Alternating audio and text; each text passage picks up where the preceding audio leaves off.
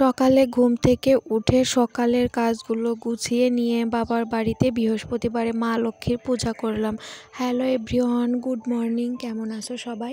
আশা করছি সবাই অনেক অনেক ভালো আছো, সুস্থ আছো। আমরাও ভালো আছি। তো আজ হলো বৃহস্পতিবার আর এখন সকাল 6টা কি 6:30টার মতো বাজে। তো এখন থেকেই তোমাদেরকে সাথে নিয়ে ব্লগটা শুরু করছি।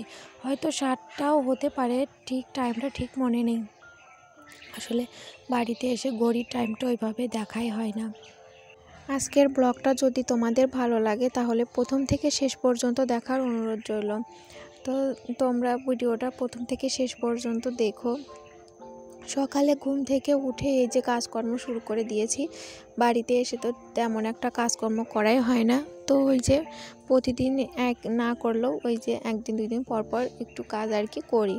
মানে কাজ না করলেও বসে বসে একদমই ভালো লাগে না প্রতিদিনই।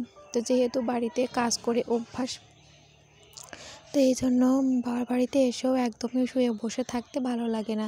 তাই তো সকালে ঘুম থেকে উঠে এই যে কাজকর্ম শুরু করে দিয়েছি। আর আজ যেহেতু বৃহস্পতিবার, আগে থেকে প্ল্যান করে রেখেছিলাম যে এইভাবে সকালে ঘুম থেকে উঠে এইভাবে কাজগুলো করে নেব, নিয়ে মা লক্ষ্মীর পূজাটা দিব। তো সেভাবেই আর কি শুরু করে দিয়েছি। তো ঘুম থেকে উঠে আগে এই যে উঠানটা ঝাড় দিয়ে নিচ্ছি। আর উঠানে দেখতেই পাচ্ছ কী পরিমাণে শ্যাওলা পড়ছে বৃষ্টিতে। আগে কোনো দিন জানো তো এভাবে শ্যাওলা পড়েনি, এবারই দেখছি এমন শ্যাওলা পড়ছে।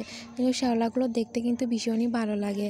তো যাই হোক, শ্যাওলা মানে উঠানটা একটু শুকিয়ে গেলেই আর কি শ্যাওলাগুলো সব উঠিয়ে ফেলবে। তো উঠানটা ঝাড় দিয়ে নিয়ে তারপর এখন এই যে জামা কাপড় ছিল, অনেক জামা কাপড় কাছাকাছি ছিল। তো সেগুলো এখন সবটা কেচে ধুয়ে দেব। আগে যে দুইটা শাড়ি ধুয়ে দিলাম, তো শ্যাম্পু দিয়ে আর কি ধুয়ে দিলাম শাড়ি দুইটা। তো এই দুইটা শাড়ি আর কি ওই যে আমরা কালী পূজার দিনে দুই বোন আর কি পরেছিলাম। তো সেই শাড়িটাই আর কি কেচে দিলাম। কালী পূজা তো গেছে সেই সোমবারে, আর আজ দেখো বৃহস্পতিবারে এগুলো কেচে দিলাম। এই কয়েকদিন আর কি কাচাই হয়নি, এত আলস্যি।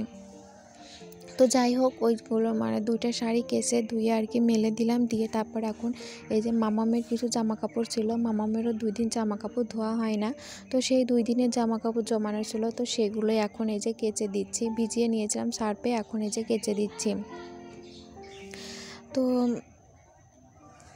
তো কাছাকাছি করা কমপ্লিট হয়ে গেছে, এখন এই যে দেখো মেলে দিচ্ছি।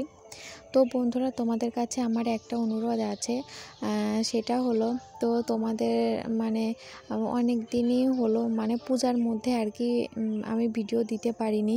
তো তখন অনেক দিনই তোমাদের সাথে কোনো ভিডিও শেয়ার করতে পারিনি। তো আমার মানে চ্যানেলটা একদমই আবার খারাপ অবস্থা হয়ে গেছে বন্ধুরা। অনেক কষ্ট করে চ্যানেলটা একটু দাঁড় করিয়েছিলাম বলতে, মানে সামনের দিকে এগোনোর আর কি একটু চেষ্টা করছিলাম। তো যাই হোক, ভালোই রেসপন্স পাচ্ছিলাম সেখানে। তো তারপর আবার মাঝখানে অনেক দিন তোমাদের সাথে কোনো ভিডিও শেয়ার করিনি, পূজার মধ্যে প্রায় অনেক দিনই বলতে পারো। তো তখন থেকে আর কি চ্যানেলটা একদমই ডাউন হয়ে গেছে, একদমই বলতেই পারো। এখন কিছুতেই আর কি মানে করতে পারছি না আর কি, অনেক দিনই হয়ে গেল। তো তোমাদের সাথে রেগুলার ভিডিও শেয়ার করছি, তোমরা হয়তো আমার কাজের ভিডিওগুলোই বেশি পছন্দ করো সেটাই মনে হচ্ছে। কিন্তু পাওয়ার বাড়িতে এসে তো সেভাবে কাজকর্ম করছি না, সংসারে সেভাবে তোমাদের সাথে শেয়ারও করতে পারছি না। মানে যতটুকু যা করছি সবটাই শেয়ার করছি। জানি না তোমাদের সেই ভিডিওগুলো ভালো লাগছে কি না, হয়তো ভালো লাগছে না, ভিউ দেখেই আর কি বোঝা যাচ্ছে যে তোমাদের ভালো লাগছে না। আশা করছি বাড়িতে যাওয়ার পর আবার তোমাদের সাথে সুন্দর সুন্দর ভিডিও শেয়ার করব।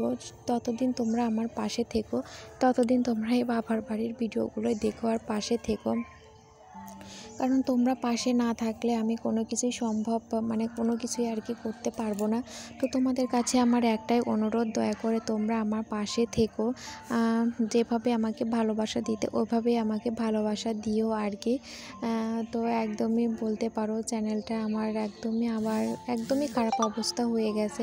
জানি না আর ঠিক করতে পারবো কি না, তোমাদের ভালোবাসা থাকলে অবশ্যই আবার ঠিক করতে পারবো। তো যাই হোক, বাড়িতে গিয়ে আবার সুন্দর সুন্দর ভিডিও তোমাদের সাথে শেয়ার করব। সেই পর্যন্ত আশা রাখছি তোমরা আমার পাশেই থাকবে, একটাই অনুরোধ। আর তোমরা ভিডিওটা দেখলে প্রথম থেকে শেষ পর্যন্ত দেখো, আর আর মানে একটা লাইক কমেন্ট আর কি করো, যাতে বুঝতে পারি তোমরা আমার ভিডিও ভালো লাগছে কিংবা দেখছো।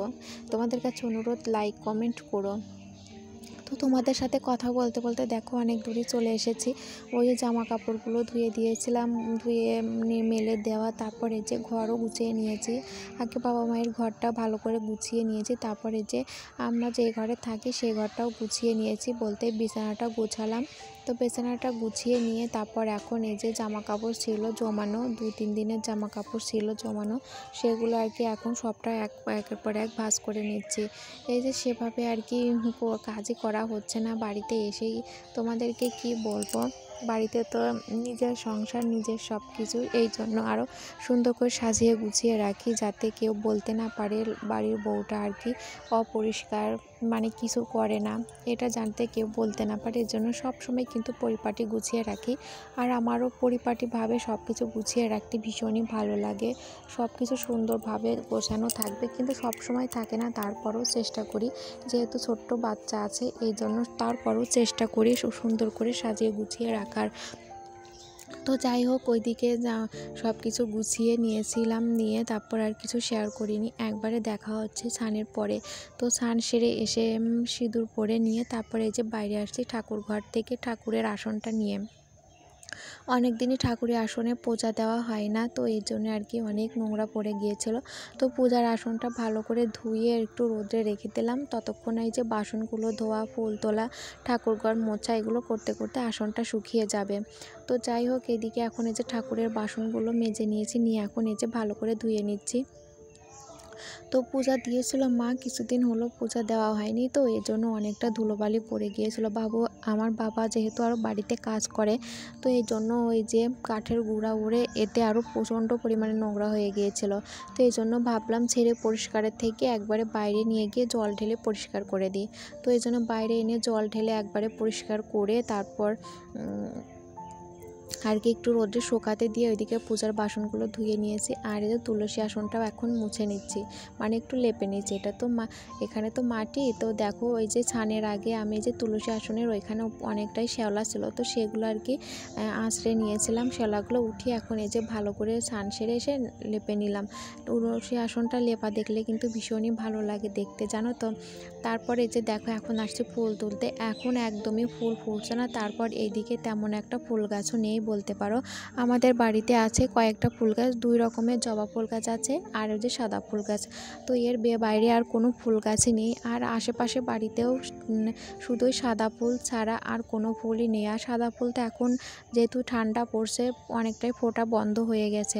তো যাই হোক, অল্প কটাই ফুল পেয়েছি, 2টা জবা ফুল আর কয়েকটা সাদা ফুল পেয়েছি। তুলসী পাতা তুলে নিলাম, তার সাথে